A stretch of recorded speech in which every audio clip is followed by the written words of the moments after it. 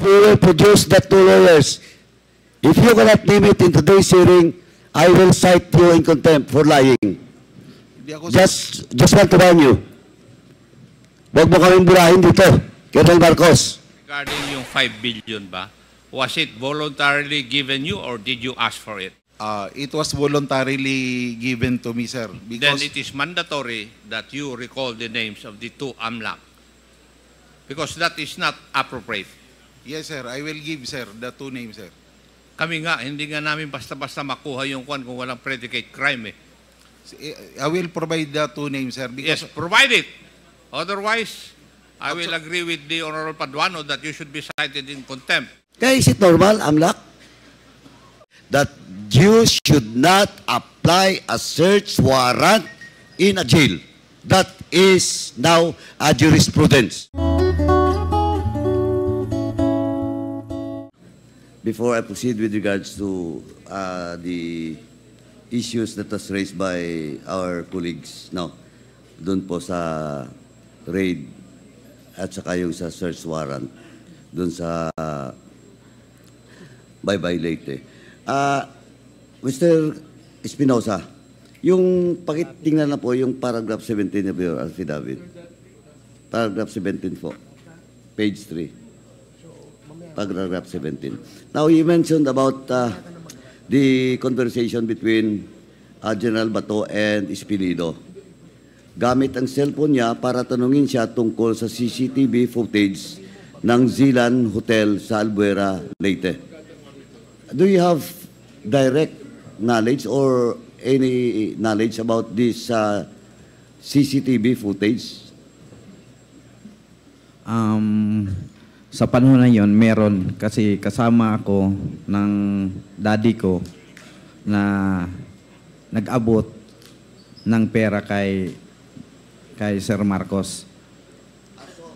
So yung CCTV na to, na footage, is all about the footage that was taken in that hotel when you give the money to Colonel Marcos. I'm not the one who give the money, but ang papa ko ang nagbigay, nag-on hand sa kanya. Okay.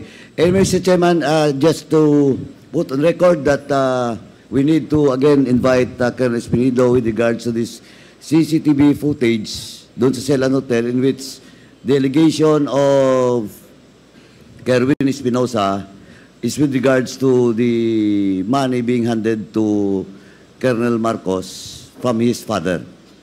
Tama? Yes po, Okay. Mr. Chair. Okay, now, Mr. Chairman, can we request the COMSEC to invite in the next hearing Colonel Espinido? Kailangan niya pong sagutin to. Next. Comsec, can you take note of the request of Congressman Paduano to invite Colonel Espinido? Next, dun po sa page 3, paragraph 16 to 20. This is all about the conversation between you, between Bato de la Rosa and Espinido, and at the same time, yung pag-uusap nyo ni former General Bato de la Rosa, now Senator Bato de la Rosa, you mentioned that during that conversation, your mother is present. Can you confirm it? Yes po, nandun po yung mama ko. Naririnig ba ng... Hindi lang po ang mama ko, pati yung kapatid ko na isa. Who is the name of your brother, sister? Sister. Sister? Who is that? Mariel Espinosa. Mariel Espinosa. Salepa Eslabon Espinosa. Naririnig po ba nila yung pinag-uusapan? Opo. Sigurado ka? Sigurado ako kasi nasa dito ako halimbawa, dito ako nakapwesto, ang higaan ko ay dyan lang sa first na upuan. So, ang kausap mo noon, si General Bato de la Rosa. Opo. Ang pinag-usapan niya tungkol doon sa CCTV at sa plano na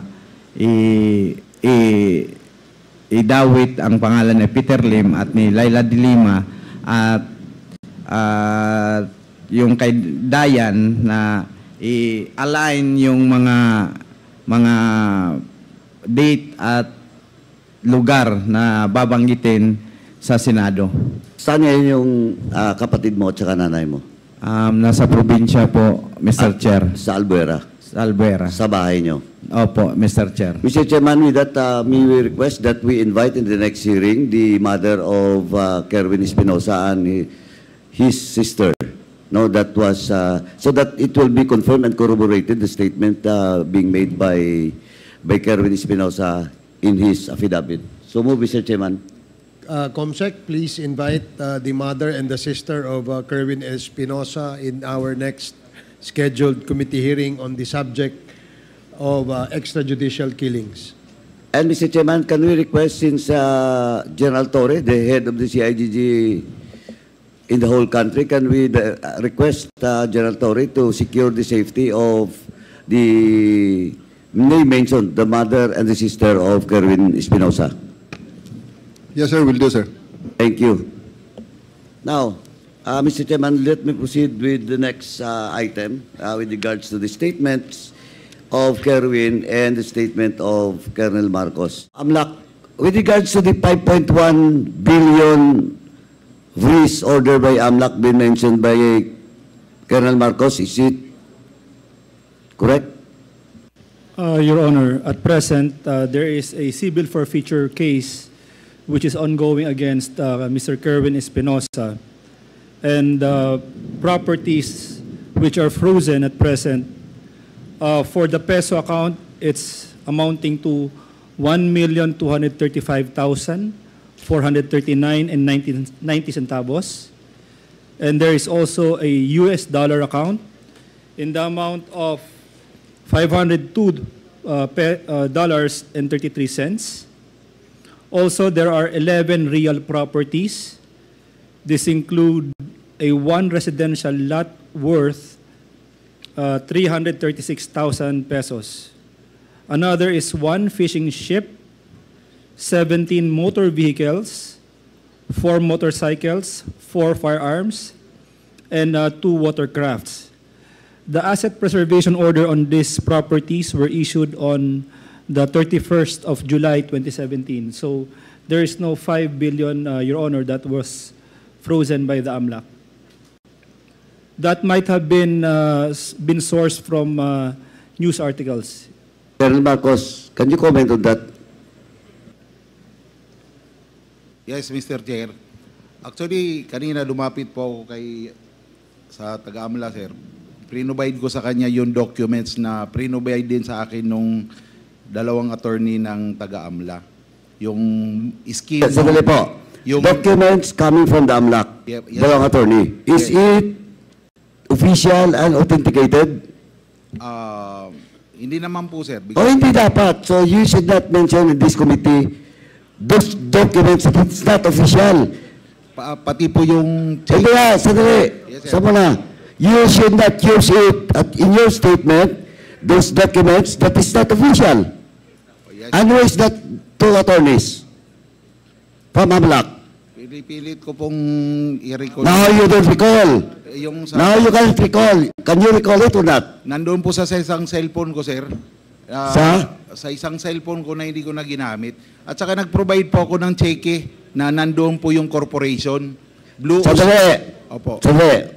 Dahan-dahan mo na. I'm just asking you about that 5.1 billion. And you tell this committee that your source is the two attorney or lawyer from the AMLAC. Now, I told you that is not an official document. Correct? It could be, hindi ba siya authenticated, sir? Oh, that's why you cannot use it. Dahan-dahan ka po. Dito sa committee nito. Second, you cannot anymore remember the two lawyers from AMLAC? Pardon, sir? Hindi mo na matandaan yung dalawang abogado? Pili ko nire-recall, pero sigurado ako, sir, nandun sa isang cellphone ko po yung How did you get that information? You talk to them? Personally? We were ongoing, sir, with the financial... Sandali. You talk to them, yes or no? Personally? Personally, sir. So you cannot remember the names? You talk to them personally, but you cannot remember the names? Even surname or family name? Eto I just want to warn you, because we will produce the two lawyers. If you cannot name it in today's hearing, I will cite you in contempt for lying. Hindi ako Just want to warn you.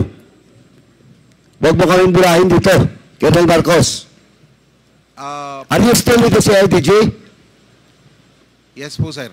Oh, General Torreo, yung tao mo is telling a lie. He is lying in front of this committee. So you can name the two lawyers? As you have mentioned, you talked to them personally. But now you cannot mention the name. It was 7 years ago. Okay? Yung pangalan nila, sir, at saka yung cellphone number, nandun po sa isang cellphone ko, sir. No, I'm not asking about the cell phone number. Bali po, I'm asking about the names because if you have is the two lawyers assigned in the central office? Sir? Naka-assign ba po yung dalawang lawyers sa central office ng AMLA? Possible, sir. Ba't possible? You're a CIDG intelligence officer and you never checked the background of the two lawyers you mentioned? Actually, And that is the source of your 5.1 billion telling in this committee? Actually, sir, these two lawyers conducted seminar on all CIDG personnel and regional When was that? Ito, lumalabling tayo. 2016, Saan sir. yung seminar na yan? It was 2016, sir. Training kami pertaining to money laundering. Saan yan? Dito, sir, sa Manila, lahat ng RC. Saan sa Manila? Isang hotel, sir. Saang hotel? Hindi mo na naman matandaan yung hotel. Actually, the training, sir, is mandatory for regional. Hindi nga, I'm asking about the hotel. You cannot mention the name. Now you're telling us that there is a seminar in that hotel. And what is that hotel? Because we have to check that hotel. If indeed there's a seminar on that day. I'll try to recall, sir. Doon ko po nakilala yung dalawang lawyer. Eto, Colonel Marcos, ha? Eto, I just want to warn you. Mr. Chair, Eto, this is your first offense of lying. Mr. Chair, Yes. with the indulgence of the Honorable Paduano, With the indulgence of Congressman one Paduano. question lang, one question. Yes, Congressman Naakop, you're recognized. Colonel Marcos, yung information regarding yung 5 billion ba, was it voluntarily given you or did you ask for it? It was voluntarily given to me, sir. Then Because it is mandatory that you recall the names of the two AMLAC. Because that is not appropriate. yes, sir, I will give, sir, the two names, sir. Kami nga, hindi nga namin basta-basta makuha yung kwan kung walang predicate crime eh. I will provide the two names, sir. Yes, Because provide it. Otherwise, I will agree with the Honorable Paduano that you should be cited in contempt. Kasi sinagot mo yung katanungan sa katanungan ni Honorable Gutierrez kanina.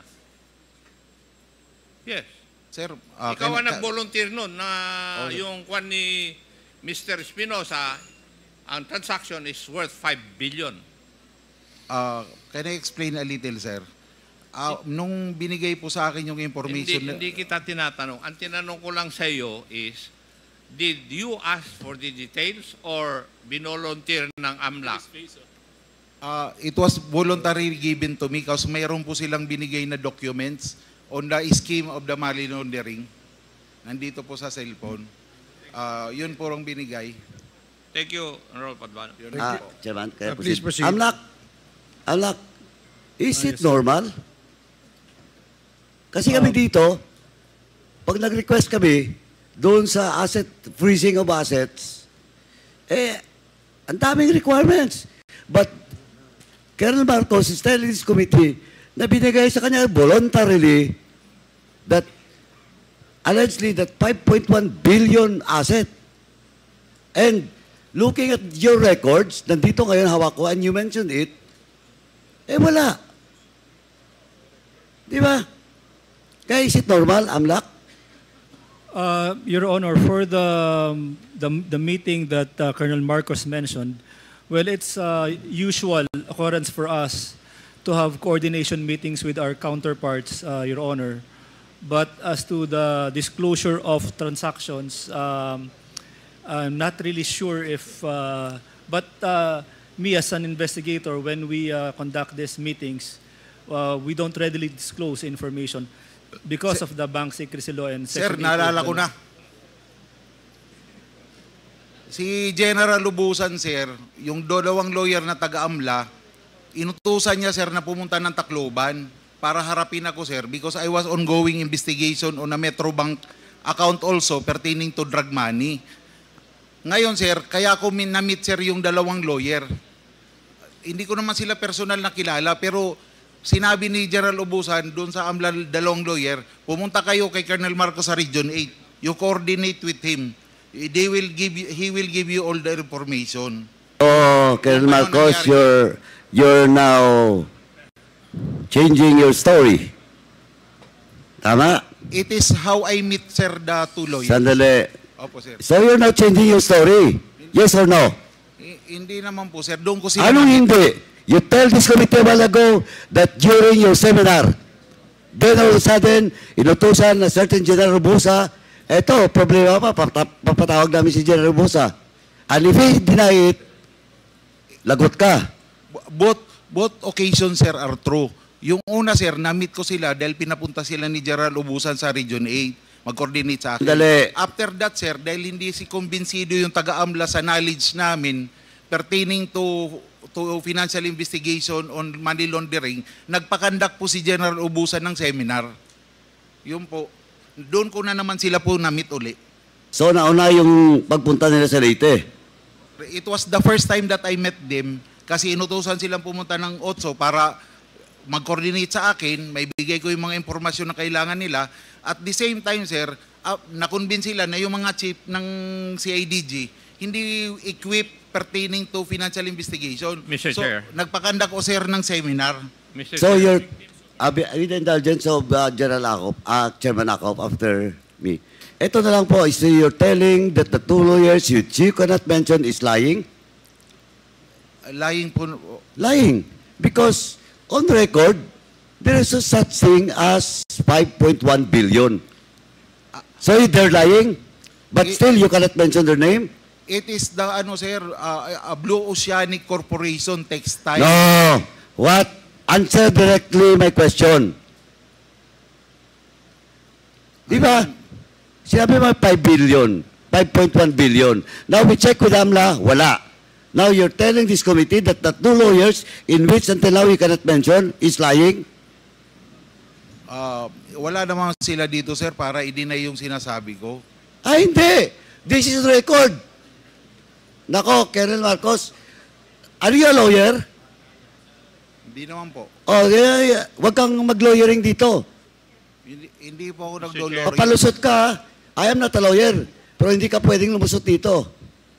Sir, it's an honest to goodness information, sir. Wala akong motibo, sir, na... Hindi, kaya nga yung tinatanong ko, kasi kanina hindi naman tinanong sa'yo, ikaw mismo voluntarily, when you are being asked by Kong Rhodes. Now, hindi mo ma-mention yung pangalan. Now, nandito na yung dokumento, official document. O still, are you insisting? Yung po kasi ang binigay na info sa akin, sir. You cannot produce the name. Then you will tell this committee that you're telling the truth. Nandun kasi, sir, sa isang cellphone ko yung pangalan. Pinipilit ko pong i-recall, sir. Pasensya na po. Bakit anong nandun sa, binigyan ka ba ng cellphone number? Nirecord ko po yung mga pangalan niya, sir. Or do you have the document, official document, that you were ordered by a certain General Bosa to meet that to AMLAC personnel or lawyers? Tinawagan lang po ako, sir, ni O, Director. yun ang problema. Because that instruction is verbal. O, verbal, sir. Oh. So, verbal, okay ka? Sir? Okay sa'yo na verbal. Verbal instruction. Bali, tinawagan ako ni General Lubusan na may pupunta sa Hindi kaya nga eh. Okay sa verbal. Instruction. Na napaka-sensitive. It's all about acid. Nung Espinosa. Oh, they were ongoing investigation noon, sir. Oh, yun yung problema mo, Tony. Ongoing po. Colonel Marcos, yun ang problema mo. Eto i-hold ko muna. Yes, Chairman Acop. Mr. Chair, Ang tanong ko lang, sabi mo na naman ngayon, nautusan ka ni General Ubusan, who I presume was the chief of the CIDG then. Yes, sir. Siya ang boss mo. Inutusan o sinabihan ni General Ubusan yung dalawang AMLAC na pumunta sa iyo kasi ikaw ang nakakalam. Tama ba yung pagkarinig ko sa sagot mo? Opo, sir. Tama po, sir. Ano yung bagay na iniimbestiga ng AMLAC? At bakit lumabas doon yung 5.1 billion na sinasabi na financial transaction ni Mr. Kerwin Espinosa? Kasi during that time, sir, I was, dahil ako ang regional chief ng CIDG 8, Sinabi ba nila? sir, Sinabi ba nila na ang iimbestigahan nila yung financial transaction ni Mr. Kerwin Espinosa? yes po, sir. Yun ang specific na pakay nila, sir. Ay, mandatory na sabihin mo yung pangalan ng dalawang AMLAC. Opo, sir. Chairman, can I proceed? Thank you, Chairman Akop. Now, you should submit in this committee the names of that two lawyers from AMLAC before we end this hearing. Or else, this committee will be pushed aside to in contempt, Colonel Marcos. Sorry. Sige Is po, it sir. produced? I-recall ko, sir. Now, let me proceed, Mr. Chairman. You mentioned, kaya tinanong kita kanina kung lawyer ka eh. Kasi you mentioned about compelling reasons for the issuance of search warrant. Yes, sir. Oh, matanong nga kita, what is the compelling reason to issue search warrant inside the jail? And it happens not only once, ha? Colonel Marcos, it happens not only once. It happens twice during your time. Yes, sir. Tama? Yes, sir. Twice nangyari. Dalawang beses, dalawa ring tao ang namatay Yes, sir. na mga allegedly drug lords. Opo, sir. Oh, now, please answer what are those compelling reasons? Kasi nandito taga-DOJ. Tatanungin ko, Yung usually, sir, pag nagkakaroon kami ng application on other areas, hindi doon sa jurisdiction ng judge, sir, na nakakasakop doon sa dapat applyan namin ng search warrant na lugar. Ang isang compelling reason, there is reasonable, this is a valid reason na maaring mag-leak, sir, yung search warrant na ina-apply namin. Yun po yun. okay, valid reason Opo, sir. that you can serve that search warrant. Tama? Bali, pag mag-a-apply po kami, sir, sa isang judge na sasabihin ng judge, o bakit dito kayo nag-a-apply? Eh, may judge man doon sa lugar na yon. Hindi, sandali. Opo, sir. Ikaw, Colonel Marcos, ha? Halata ka na. Ang tinatanong ko lang yung compelling reason. Hindi kung saan mo kinuha. Darating tayo dyan mamaya. Opo, sir. Kung saan ka nag-apply, darating tayo mamaya. You answer first. Sa'yo ito nagaling eh. Opo, sir. Bali, ano yung pa yung reason, sir? Yung para hindi mag-leak po yung search warrant. Kasi Sorry? pag minsan kasi... You are not, Colonel Marcos, you are not answering my question. Ang sinasagot mo, Colonel Marcos, makinig ka. Ang sinasagot mo, yung reason why, instead of getting search warrant in Leyte, you get your search warrant in Samar. Yun yung sinasagot mo. Di ba? Opo, sir. Mali. Ang tanong ko, what is the compelling reason to issue a search warrant in a government facility, and in this case, a jail under the Bureau of Jail Management and Penology? What is that compelling reason? We have a reason to believe, sir, based on intel reports, that there is collusion between the jail guards. Again, you don't answer my question. Ang tinatanong ko, hindi kung saan ka kumuha ng search warrant. Ang tinatanong ko, yung sinasabi mong compelling reason to issue a search warrant inside a government facility, and in this case, sa jail, under the supervision of the BGMP. O anong compelling reason? May intel report nga kami, sir, na yung mga jail guards is medyo kumbaga patong na, sir, doon sa operation. Dali. Again yung tinasagot mo sa akin, application of search warrant, pupunta rin tayo doon nga mamaya.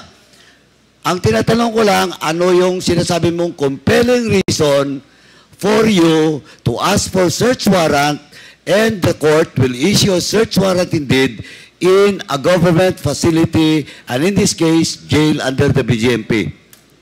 Ikaw nagsabi. Because there is a criminal act going on, sir, inside the jail. Kumbaga, mayroong... Criminal act? Oh, parang may... Okay, mamaya punta natin. DOJ. Nandito DOJ? Criminal act ha? Tandaan mo ha, Colonel Marcos, pag nagkamali ka dito, na nagsisinungaling ka, baka baguhin mo na, I will cite you in contempt. DOJ, did you get the question that I raised to Colonel Marcos na defensive siya, umiiwas siya, nasagutin? O what is that compelling reason daw? Is there a compelling reason to issue a search warrant in the jail? Mr. Chair, regarding that particular case, Mr. Chair, there's already an en banc decision by the court, the Supreme Court, saying that there is no compelling reason for the issuance or for the issuance of the warrant. I mean, there's no compelling reason for the application of a search warrant in a jail facility, Mr. Chair. That is a jurisprudence. Yes, yes, Mr. Chair. Oh, Colonel Marcos, eto, hindi ako lawyer, pero ganon din pagkaintindi ko. Eto, DOJ na yung sasabi. Oh, do you have to contest the opinion of the legal minds from DOJ? Hindi po, sir. Oh, better not talk. Kasi yun lang tanong ko eh. Now, next. Eto, establish. Okay. Kasi, under the jail management, may upland galugad dyan eh. Di ba?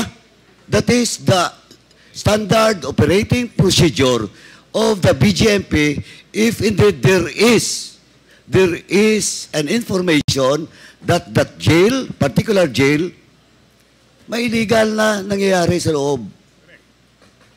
Oh, you know. I agree, sir. Oh, so you now agree that you cannot supposedly you should not apply a search warrant. That is the opinion of the DOJ. Actually, sir, yung operation na yun, hindi naman talaga papayag na papasok sa isang decision. Sandali, punta natin mamaya yun. Oh. Ang tinatanong ko lang muna dito, I just want to establish that you should not apply a search warrant in a jail. That is now a jurisprudence. Yes, sir. Okay, let me proceed. Ito tatlong case. Now, in the case of Egay Alvarez, isabihin mo na siya para baka mamaya. Egay Alvarez happens August 11. After, the day before Paranaque case of Bantag happens. And 2 days after, August 13, the case that 3 Chinese national was killed inside the Picol. The first, kung baga, babalikan ko yon mamaya pag nandito si Garma, the first, at saka si Leonardo, the first incident na may impact doon sa war on drugs is the case happened in your area. And that is the case of Egay Alvarez, happens to be a detainee at the time, and allegedly a drug lord, and he was killed inside this jail because of your search warrant. Tama? Yes, sir. Okay. Now, first question.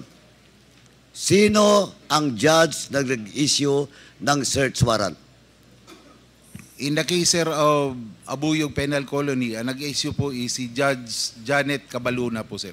Si Janet Cabaluna. Opo, sir. And she was also the judge that you applied first for Mayor Espinosa. Hindi po, sir. Ibang judge naman po, sir. Bali si Judge Tarcelo Sabari naman kay Espinosa, sir. Pero taga Samar yun. Samar po na ano. Samar din yung isa. Yung Cabaluna.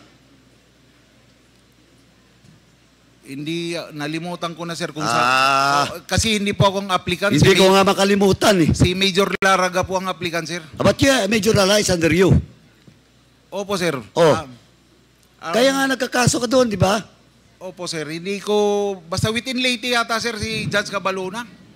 O hindi, or sama, hindi lang ako sure yung kung saan, sir. Colonel naman, kanina mo pa dinipinsahan niya, you have to take search warrant outside of the jurisdiction because the connection of blah, blah, blah to the jail and the court. Samar. Tapos ngayon, ayaw mo aminin, taga-Samar. Samar siguro, Samar, sir. Ay, hindi nga ako involved doon eh. Pero alam ko na taga-Samar. Opo, sir. O, in applying for a search warrant, in this case, eto, Colonel ha, eto, pag nagkamali ka dito, I will cite you in contempt. Who is your deponent? Who is your deponent? Sa Albuera, sir, naalala No. ko, si... Hindi sir? Albuera. At tinatanong ko ngayon yung kay Igay pa, Alvarez. Who is the deponent? Si Major Laraga po, sir, makakasagot kasi sila po ang applicant, sir. Hindi po ako. Hindi silang pumunta sa judge. Pero maalala ko But, sandali, but, yung major is under your watch. Opo, sir. Tama? Opo, sir. Oo. Di ba? Hindi... Oh, so you allow that major to ask for a search warrant without knowing the deponent? Sir, ganito po ang procedure namin sa CIDG. Yung mga provincial officers po namin, kanya-kanya po yan nag-a-apply ng search warrant. Ang regional chief po, sir, hindi po nagtatanong kung sino pong deponent.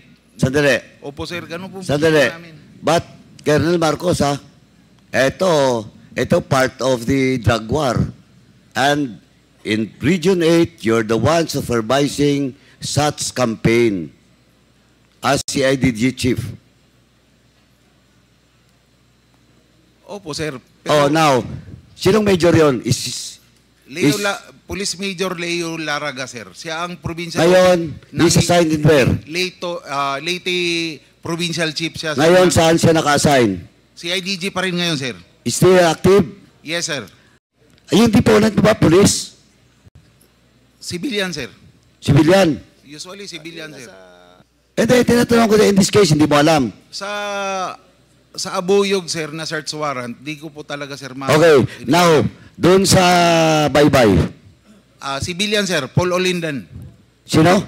Paul Olindan. O Paul Olindan. Opo, sir. Is Paul Olindan a jail guard?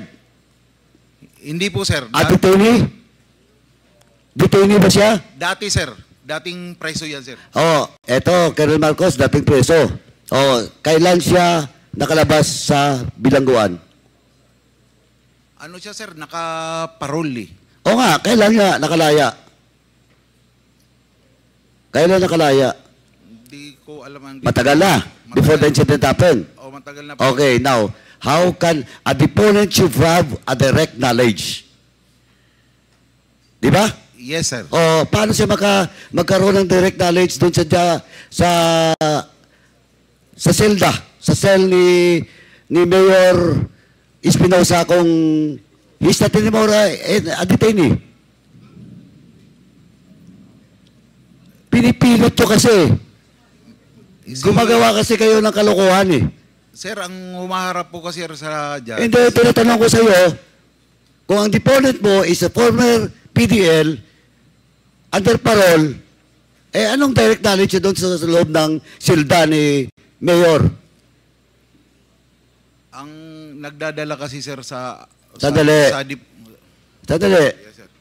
Oh, yung deponent mo, may direct knowledge ba? Wala. It will be based on the appreciation. Hindi nga, ito nga ngayon, tinatanong kita, he's not anymore a PDL, under parole, he was not there in the jail, and still you use him as a deponent because you have something plan, a different plan for Mayor Espinosa. Oh, Mr. Chair, clarification, Mr. Chair. yes. This Yes, related to regarding the this question, issue, sir. Mr. Chair, yes. Okay. I'd like to ask in layman's terms, Mr. Chair. Dahil yung police gusto nilang gawin yung trabaho nila, na makakuha sila ng search warrant, kasalanan ba nila na yung judge ang mag-issue ng search warrant? Now, if there is a jurisprudence from the Supreme Court, bakit nag-issue ang judge? Hindi, yun na nga eh. Ang point dito is, deponent per se should have a direct knowledge. And of course, may problema ang judge. But at the same time, may problema kayong mga pulis. Alam mo bakit? Because you are forcing it to have a deponent without direct knowledge and you talk to the judge, in which ang judge ito may problema din, then you operate not on the reason of the items supposedly under the search warrant. Yun ang malinaw eh. Namatay si Egay Alvarez.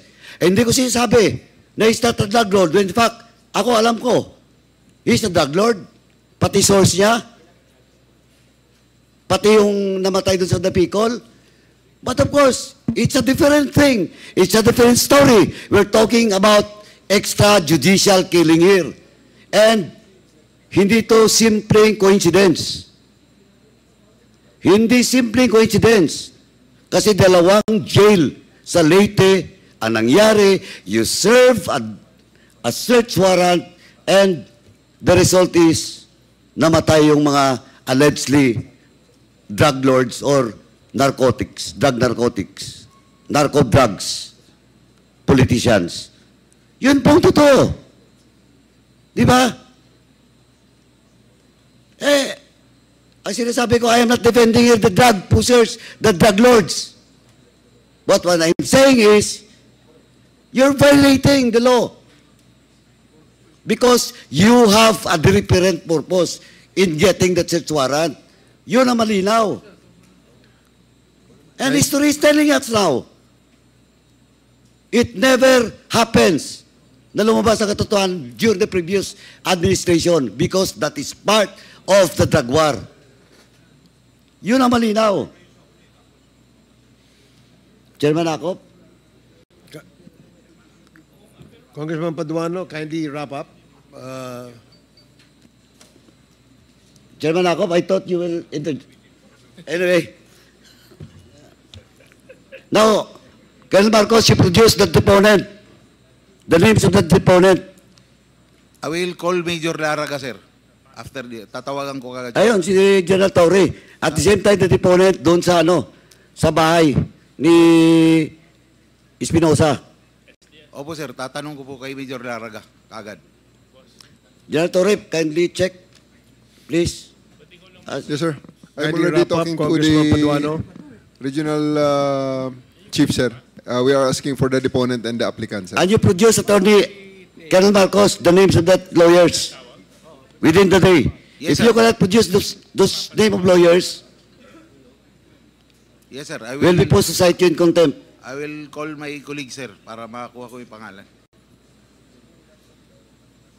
Now, you're saying about the involvement of the jail guards, di ba? Kaya kumuha kayo ng search warrant doon sa kabila, sa Samar, instead of getting it in Leyte? Yes, sir. O now, dahil, ba't doon kayo kumuha ng search warrant? Why? Sa Samar, sir. Yeah. Ba't doon sa Samar, not in Leyte?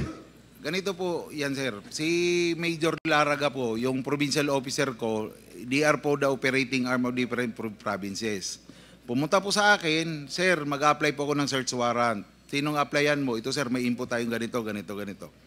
O sige, i-apply mo ng search warrant. Kung i-approve ka ng judge, implement natin. Ngayon, sir, hindi man pulat ng search warrant na ina-apply ng CIDG or ng provincial offices, ina-approve ng judge. Marami din pong dinideny. Ngayon, nataon, sir, si Major Laraga, pag-apply niyan, na-approve, in-implement po namin, sir. And then, hindi pa sinasagot yung tanong ko eh. Why not in Leyte? Why in Samar?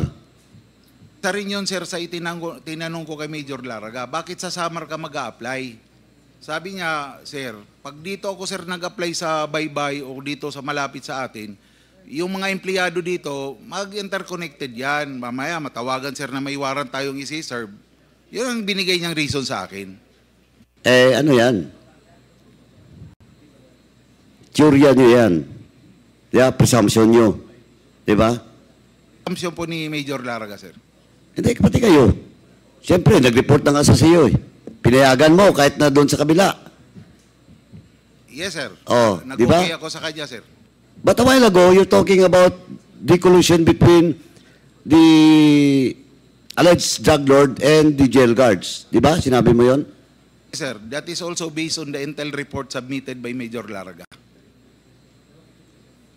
Major Laraga? Yes, sir. Leo Laraga, sir. Siya yung siya yung na-demote Oh, sir. Bali from na-demote yan, sir. because of, Under appeal sila sa Napolcom. and then, Because of because the of, administrative charge, sir, pertaining to the Espinosa case. okay. Now, ganito lang yan kasi, Colonel eh. Kasi, if you have a strong evidence or data, no evidence, with regards to the collusion between jail guards and the drug lords, did you file a case against those jail guards? Hindi po, sir, nag-file si Major. Hindi kami nag-file, sir. O bakit hindi kayo nag-file? Kasi, di ba, kaya nyo kinuha yung search warrant sa Samar, not in Leyte because you believe that there is collusion between drug lords and the jail guards. So why didn't you file a case against the jail guards? Sometimes kasi, sir, intel reports doesn't stand in court. Hindi po tatayo sa korte ang intel report, sir. Yun yung problema eh. Kindly wrap up, Congressman Paduano. Anyway, hindi pa ako tapos sana. No, you will have your time. Anyway. After this round, we will have another round because we still have another resource person that we will have to present before this committee. And then, I will guarantee you that you will be the next interpellator in the first round of that particular resource person. Mr. Chairman, magkakasunod-sunod kasi ito, baka malaman pa ni Colonel Marcos. I will just hold my questions, Mr. Chairman. But again, I just want to manifest once again that Colonel Marcos should submit to this committee the names because before this hearing ends, in today's hearing, because I have to talk to that lawyer. Nandito naman po yung AMLA. Okay. Then, yung question of the names that we asked about the deponent. Sir, I will call Major Lara. And then, nandun si General Torre din is now communicating, I think, he's now communicating with Major Lara. May mga tanong pa ako doon. Marami pa po. Now, lastly lang pala, Mr. Chairman, can I ask the, baka makalimutan ko, can I ask the DOJ, what are those reason or requirements, legal requirements that the case of Igay Alvarez, in the case of in which and the case of Mayor Alvera, in which police officers are involved in the death of those allegedly detained drug lords. What are the basis or reasons for it to be reopened? I'm very again, Mr. Chair. I'm here actually for the Pogo related issue, so I'm not very familiar with their cases, sir.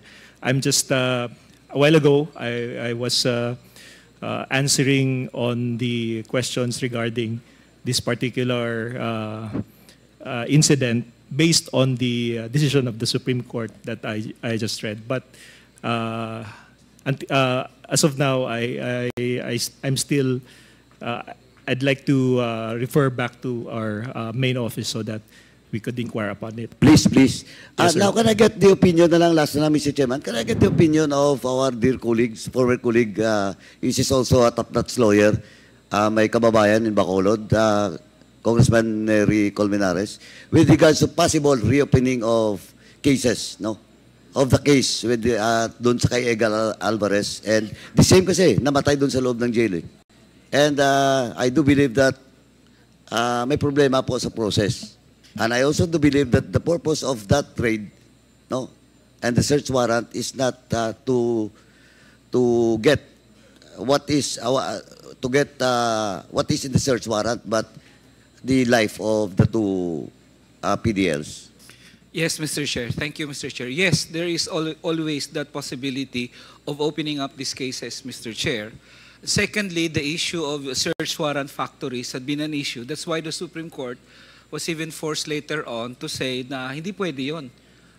you're using, because many people died because of these search warrants issued by Metro Manila judges, Mr. Chair. So in cases such as this, misuse of the legal processes of the law or heinous crimes like crimes against humanity, for example, Mr. Chair, this can always be opened anytime, Mr. Chair, especially since they do not prescribe, Mr. Chair.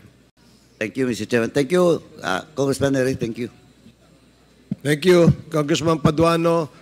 Colonel Marcos, huwag ka munang umalis. Hanggang alas 12 tayo ngayong gabi and we will definitely come back to you during the second round. Now, the next to interpolate is Congressman Acop and then Congressman Abante for the wrapping up before we proceed with our next witness.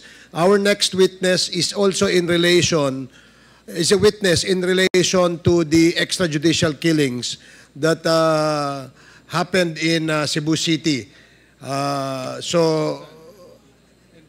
And Quezon City.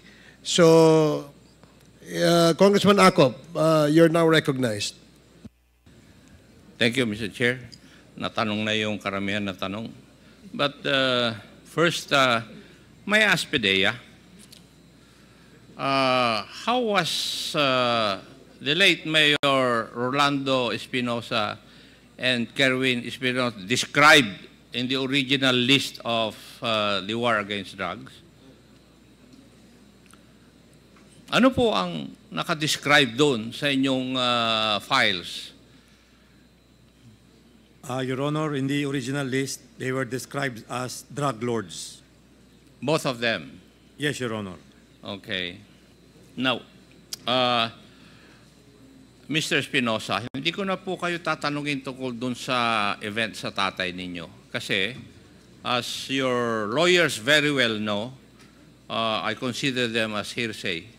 Kasi hindi first-hand information yung sagot mo sa akin. Di ba? And you can ask your lawyers. Tama rin po ba? Yes. Now, ang gusto ko lang pong tanungin sa inyo is, dun sa inyong affidavit, sinabi ninyo na sumunod lang kayo sa plano. Ano po yung plano na sinasabi ni then Chief PNP Bato de la Rosa? Pakilinaw po yun. Sa Mr. Chair, sa pagkaintindi ko na plano sa patungkol doon sa sinasabi ko, ang plano ay idiin ang mga taong binigay niya na pangalan, idiin sa kalakaran ng droga at protector ng droga. Specifically, si Senator De Lima, Senator Laila De Lima, Peter Lim, Peter at Lim, Peter Ko. Peter Ko, Lovely Impal, Yes. at General Luot. Dahil nung panahon na yon, nagkakaroon ng hearing sa Senado tungkol sa participation ni Senator De Lima sa illegal drugs doon po sa Bilibid. Tama po ba yan? Yes po. Yes, tama. Now, noong panahon na yon, yung driver ni Senator De Lima nagtago, di po ba? At eventually nahuli. Tama po yun, Mr. Chair. Kaya nung ikaw ay nanggaling o nakuha sa Dubai, dinala ka rito sa Camp Crame, doon kayo nagkita ni Mr. Dayan. Hindi po kami nagkita, Mr. Chair. Through cellphone lang po kami nag-usap at hindi kami nagkita personally. Bakit kayo dapat mag-usap? Kanino pong utos? Kay General Bato po, Mr. Chair. Ano dapat yung pag-usapan nyo sa utos ni General De La Rosa? Mr. Chair, mag-usap daw po kami, Mr. Chair, ng tungkol doon sa mga date na binanggit namin at sa mga lugar na nangyari. Kung saan nangyari kasi hindi nagkatugma ang mga statement namin sa panahon na yon. Bakit kailangan magkatugma yung statement mo at saka statement ni Dayan? para siguro, Mr. Chair, na paniwala ang isang senaryo. Kasi kayo po ay resource person dun sa Senate hearing? Yes po, Mr. Chair. Okay. Anyway, alam mo naman siguro habang ikaw ay nandun sa Abu Dhabi na merong sinabi si President Duterte na based on reports during that time, shoot them if Leyte Mayor son resist arrest. Nalaman mo rin ba ito? Opo, yun din ang dahilan na ang plano ko talaga, hindi na talaga umuwi dahil ako mismo nakakita sa balita sa CNN na sinabi ni Presidente na po sila basta musukol. At nalaman mo rin ba na si Gerald De La Rosa, who was then the chief PNP, ay nagbigay ng shoot-on-sight order laban sa iyo when he stated in a news article, De La Rosa to Abuera Mayor Sanz, surrender or die? Yes po, Mr. Chair. Yung tatay po ninyo sumuko sa otoridad noong August 2, 2016. Tama po. Tama. Tama po, Mr. Chair. And unfortunately, November 5, patay po siya. Opo, Mr. Chair. Yes. Anyway. Now, meron ding ang happy ng Albuera noon ay si then Major Jovi Espinido. Yes po, Mr. Chair. At alam mo rin ba na pinagre-resign niya yung tatay mo? Panahon na yun? Oo. Na sinabi yun sa akin ng daddy ko na pinilit siya ni Espinido na bumaba sa kanyang pagka-mayor, mag-resign na daw. And there was also a raid conducted on your parents' house, which allegedly yielded 88 million worth of shabu. Yun ang nakalagay sa report ng mga pulis, Mr. Chair. So, alam mo na nangyari yun? Opo, Mr. Chair. Meron ka bang naging girlfriend na Ana Luliaguno? Naging asawa ko po yun si Ana Luliaguno po, Mr. Chair, nung ako ay na-detain sa Cebu City Jail. Po. Naging asawa mo nung ikaw ay na-detain? Opo, doon kami nagkakilala sa loob, Mr. Chair. And naging asawa mo siya.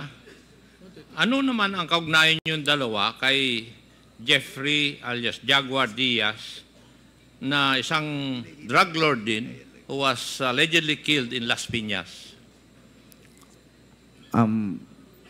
Pakiulit po, Mr. Chair. Ano po ang kaugnayan nyo dalawa kay Jeffrey Diaz alias Jaguar, a drug suspect allegedly killed in Las Piñas?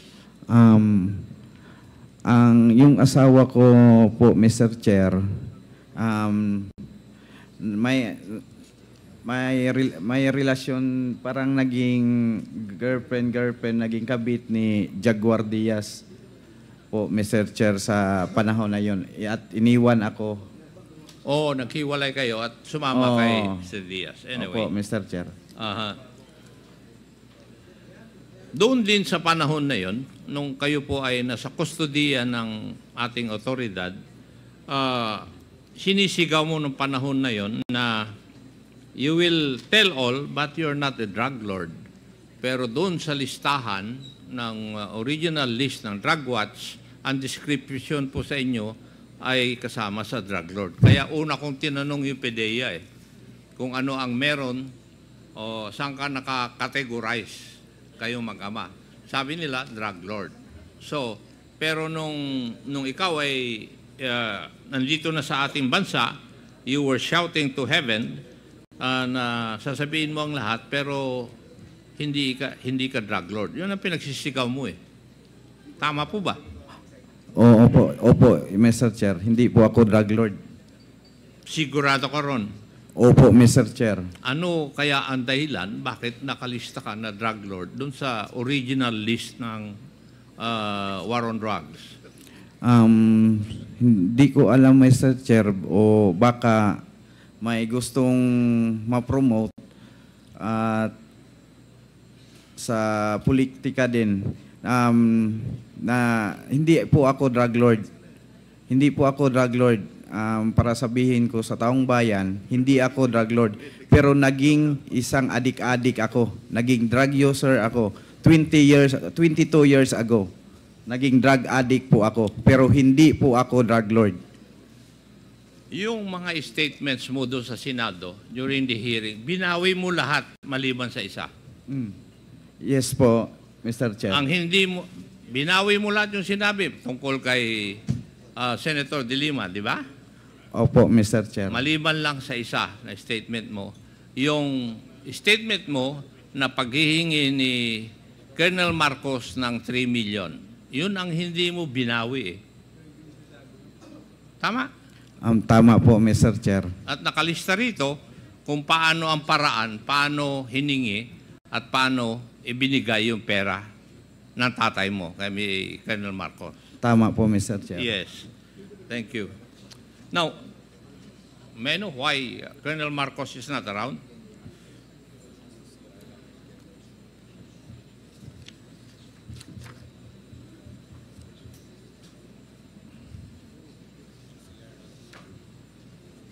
Mr. Chair, Yes, wala po Congressman si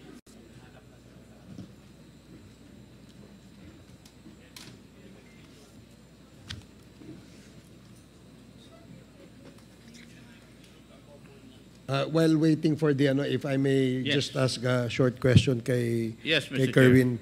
Kerwin, ano bang negosyo ng pamilya nyo sa Albuera?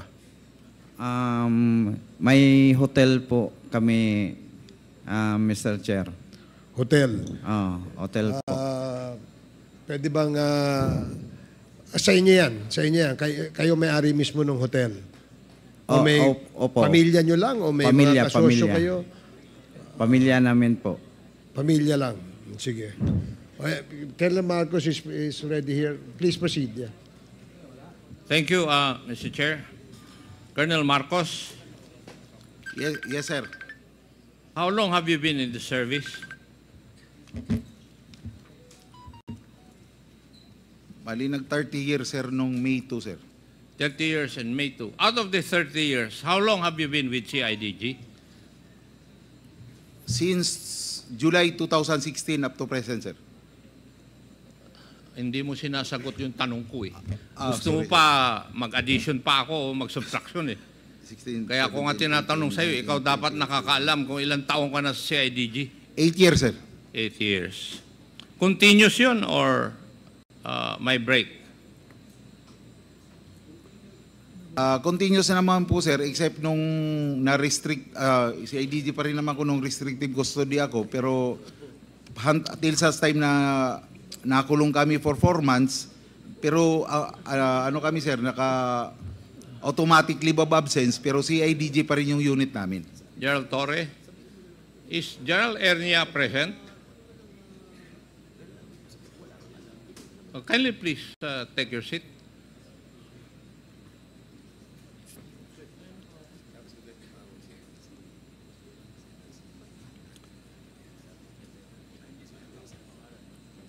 Have you taken your oath, Sidney? Not yet, Your Honor. Kindly take your oath. Comsec.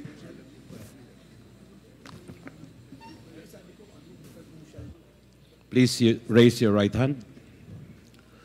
Do you swear to tell the truth, the whole truth, and nothing but the truth in this public inquiry? So help you God. Yes. Yes, sir. Thank you. Thank you, Comsec. Gerald Ernia, how long should a police officer stay in a certain position, pursuant to your rules and regulations? In our existing policy, Your Honor, for key positions like CIDG, as regional chief, the maximum tenure is 2 years, Your Honor. That's the maximum. But you Maximum, can relieve, you have been relieving people even if they've stayed there in that position for only 1 year. That's possible, Your Honor. It's happening. It's not possible.